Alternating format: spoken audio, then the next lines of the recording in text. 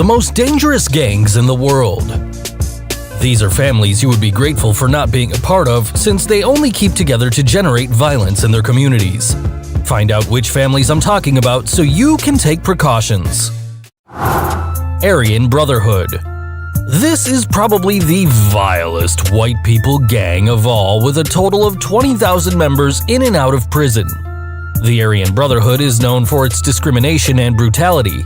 It was formed at the San Quentin State Prison in the late 1960s in response to growing Afro-American gangs such as the Black Guerrilla family, but over time, it became one of the most powerful criminal syndicates, being responsible for 20% of prison murders, despite it comprising less than 1% of the prison population. Its main activities focus on drug trafficking, extortion, inmate prostitution, and murder for hire.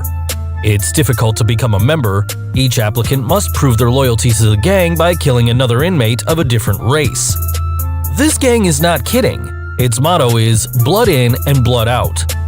And that means the only way out is death. Mexican Mafia. Despite its name, this gang was not founded in the country of tacos, but is as American as apple pie. The Mexican Mafia is the most powerful gang within the California prison system, with almost 400 official members and about 900 partners who do the dirty work in hopes of becoming members. It was formed in 1957 by Hispanic gangsters from different neighborhoods of Los Angeles in order to protect themselves from other gangs. Soon, its numbers increased, and with that, the violence level as well, becoming one of the most feared and well-respected gangs in the early 1960s.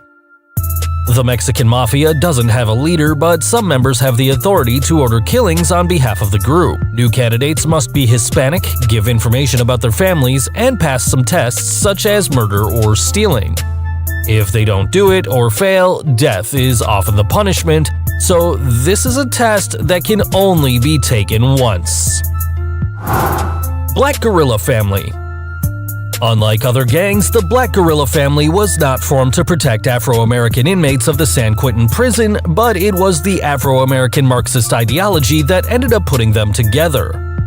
Founded in 1966 by George Jackson, George Lewis, and W.L. Nolan as a black people movement to eradicate racism in American prisons and overthrow the U.S. government, much like the Black Panthers movement of the time. But sooner rather than later, the Black Guerrilla family went off the rails to the criminal side and is now one of the most influential Afro-American gangs in prisons. As any organization, drug trafficking and extortion is its specialization.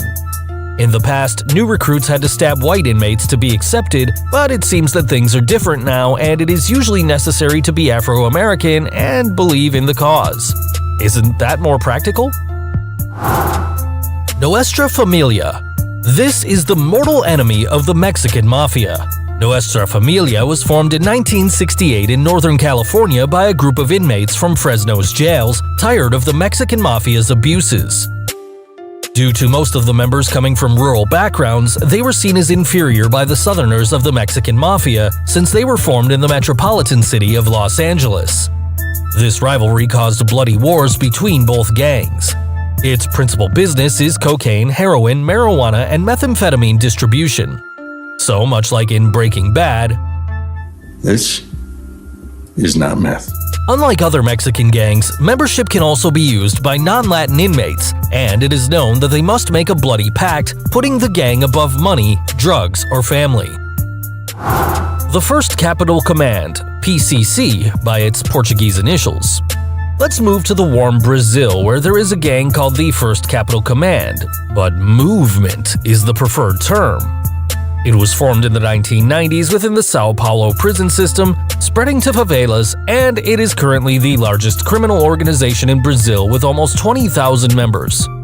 Since its founding, its objective was to take control of Sao Paulo's jails, and currently it is present in 90% of them, in 22 out of 27 Brazilian states, and in border regions of Paraguay, Bolivia, Argentina, and Colombia.